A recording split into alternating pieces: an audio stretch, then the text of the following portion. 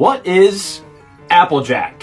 Well, it's the perfect drink for the fall if you ask me. It's brandy, made from apple cider. Gets its name from the term jacking.